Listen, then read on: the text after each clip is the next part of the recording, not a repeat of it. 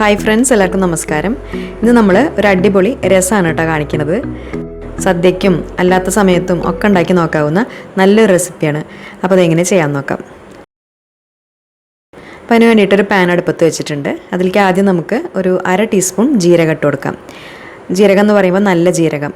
ഈ സമയത്ത് നമ്മൾ ഫ്ലെയിം ഓൺ ചെയ്തിട്ടില്ല കേട്ടോ. ഇനി ഇതിലേക്ക് ഒരു 1.5 ടീസ്പൂൺ കുരുമുളക് ചേർക്കാം. അതിനുശേഷം ഒരു നുള്ള് ഉലുവ ചേർത്ത് കൊടുക്കാം. ഉലുവ അധികം ആവണ്ട, ഒരു നുള്ള് മാത്രം മതി. പിന്നെ 1 ടേബിൾ സ്പൂൺ തുവരപ്പരിപ്പ്, അതിനുശേഷം 1 ടേബിൾ സ്പൂൺ മുഴുവനായിട്ടുള്ള മല്ലി, അത്രയും ചേർത്ത് കൊടുക്കാം. എന്നിട്ട് ഫ്ലെയിം ഓൺ ചെയ്തിട്ട് ചെറിയ ഫ്ലെയിമിൽ വെച്ചിട്ട് ഇതെല്ലാം കൂടിയിട്ട് നന്നായിട്ടൊന്ന് വറുത്തെടുക്കാം. ചെറിയ ഫ്ലെയിമിൽ വെച്ചിട്ട് തന്നെ വറുത്തെടുക്കണം. ഇത് കരിഞ്ഞു കഴിഞ്ഞാൽ രസത്തിൻ്റെ ആ ടേസ്റ്റൊക്കെ പോവും. കരിഞ്ഞു പോവും തോന്നുകയാണെങ്കിൽ ഓരോന്നും സെപ്പറേറ്റ് ആയിട്ട് വറുത്തെടുത്താലും മതി.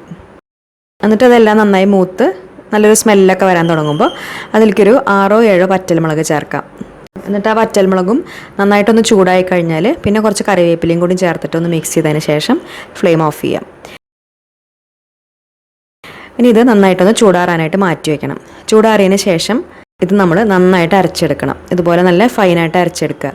അപ്പോൾ ആദ്യം എല്ലാം കൂടിയിട്ട് നന്നായിട്ടൊന്ന് പൊടിച്ചതിന് ശേഷം അതിലേക്ക് വെള്ളം ഒഴിച്ചിട്ട് അരച്ചെടുക്കുകയാണെങ്കിൽ അരഞ്ഞു കിട്ടാൻ കുറച്ചും കൂടി എളുപ്പമായിരിക്കും. ഇനി ഇതൊരു സൈഡിലേക്ക് മാറ്റി വയ്ക്കാം. അതിനുശേഷം ഒരു പാനിൽ കുറച്ച് വെളിച്ചെണ്ണ ഒഴിച്ചു കൊടുക്കാം. എണ്ണ നന്നായിട്ട് ചൂടായി കഴിഞ്ഞാൽ അതിലേക്ക് 1 ടീസ്പൂൺ കടുക് ഇട്ട് കൊടുക്കാം. കടുകൊന്ന് പൊട്ടി വരുന്നതോട് കൂടിയിട്ട് 2-3 വറ്റൽമുളകും കുറച്ച് കറിവേപ്പിലയും ചേർക്കാം. നന്നായിട്ടൊന്ന് മിക്സ് ചെയ്യാം. എന്നിട്ട് ആ വറ്റൽമുളകിൻ്റെ കളറൊന്നും ഒരുപാട് അങ്ങോട്ട് മാറുന്നതിന് മുൻപായിട്ട് അതിലേക്കൊരു 6-7 വെളുത്തുള്ളി ചേർത്ത് കൊടുക്കാം. വെളുത്തുള്ളി ഒന്ന് ചതച്ചിട്ട് ചേർത്ത് കൊടുക്കുക. വെളുത്തുള്ളിയുടെ ഫ്ലേവർ കൂടുതലായിട്ട് ഇഷ്ടമാണെങ്കിൽ അപ്പോൾ അതിനനുസരിച്ച് ചേർക്കാം. ഇനി ഈ വെളുത്തുള്ളി ഒരുപാട് അങ്ങോട്ട് മൊരിയൊന്നും വേണ്ട, അതിൻ്റെ ആ പച്ചമണം മാറുന്ന വരെ മാത്രം ഒന്ന് വഴറ്റിയെടുത്താൽ മതി. വെളുത്തുള്ളി അരച്ച് ചേർക്കുമ്പോഴും ചതച്ചിട്ട് ചേർക്കുമ്പോഴും രസത്തിൻ്റെ ടേസ്റ്റിന് വ്യത്യാസം ഉണ്ടാവും. അപ്പോൾ ചതച്ചിട്ട് തന്നെ ചേർത്ത് കൊടുക്കുക. അതിനുശേഷം അതിലേക്ക് ഒരു 1/4 ടീസ്പൂൺ മഞ്ഞൾപ്പൊടിയും ഏകദേശം ഒരു 1/2 ടീസ്പൂണിനടുത്ത് മുളക് പൊടിയും ചേർക്കാം. അപ്പോൾ മുളക് പൊടി നമ്മൾ ആവശ്യമാണെങ്കിൽ മാത്രം ചേർത്താൽ മതി. നമ്മൾ നേരത്തെ എടുത്തിട്ടുള്ള വറ്റൽമുളകിന് ഒരുപാട് എരിവില്ല, അപ്പോൾ അതുകൊണ്ടാണ് മുളക് പൊടി ചേർത്തിട്ടുള്ളത്. എരിവ് നോക്കിയിട്ട് ആവശ്യമാണെങ്കിൽ ചേർത്ത് കൊടുത്താൽ മതി.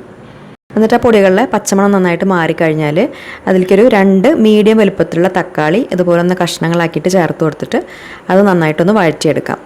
തക്കാളി ഒരുപാട് അങ്ങോട്ട് പേസ്റ്റ് പോലെ ആവേണ്ട ആവശ്യമില്ല, നന്നായിട്ടൊന്ന് ഉടഞ്ഞു വന്നാൽ മതി. അപ്പോൾ തക്കാളി ഇതുപോലെ നന്നായിട്ട് വഴറ്റിയെടുത്തിട്ടുണ്ട്, ഇത്രയും മതിയാവും. ഇനി ഇതിലേക്ക് നമുക്ക് പുളിയാണ് ചേർത്ത് കൊടുക്കേണ്ടത്.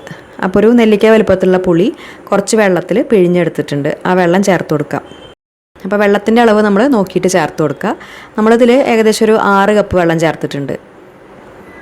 രസം എന്ന് പറയുമ്പോൾ അത്യാവശ്യം നല്ല ലൂസായിട്ടാണല്ലോ വേണ്ടത്, അപ്പോൾ അതിനനുസരിച്ച് വെള്ളം ചേർത്ത് കൊടുക്കണം.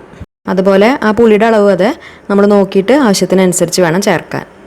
എന്നിട്ട് അതിലേക്ക് ആവശ്യത്തിനുള്ള ഉപ്പും കൂടി ചേർത്ത് കൊടുത്തിട്ട് ആ വെള്ളം നന്നായിട്ട് തിളപ്പിച്ചെടുക്കുക. പുളിയുടെ ആ പച്ചമണമൊക്കെ ഒന്ന് മാറുന്നത് വരെ നന്നായിട്ട് തിളപ്പിച്ചെടുക്കുക. എന്നിട്ട് പുളിയുടെ പച്ചമണമൊക്കെ ഒന്ന് മാറിക്കഴിഞ്ഞാൽ പിന്നെ നമുക്ക് നേരത്തെ അരച്ച് വെച്ചിട്ടുള്ള ആ ഒരു അരപ്പതിലേക്ക് ചേർത്ത് കൊടുക്കാം.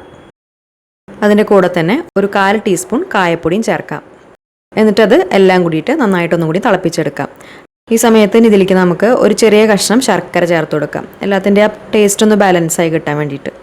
പിന്നെ കുറച്ച് മല്ലിയിലയും ചേർക്കാം.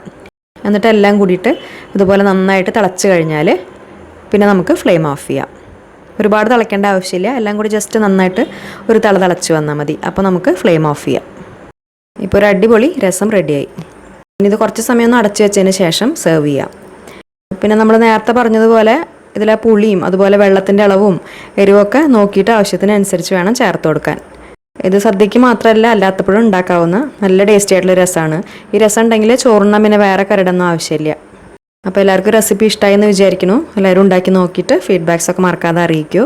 പിന്നെ വീഡിയോ നിങ്ങൾക്ക് ഇഷ്ടപ്പെട്ടാൽ ലൈക്ക് ചെയ്യാനും ഷെയർ ചെയ്യാനും കമൻറ്റ് ചെയ്യാനും അതുപോലെ ചാനൽ സബ്സ്ക്രൈബ് ചെയ്യാനും മറക്കരുത്. നല്ലൊരു റെസിപ്പി വീഡിയോ ആയിട്ട് വീണ്ടും കാണാം. താങ്ക്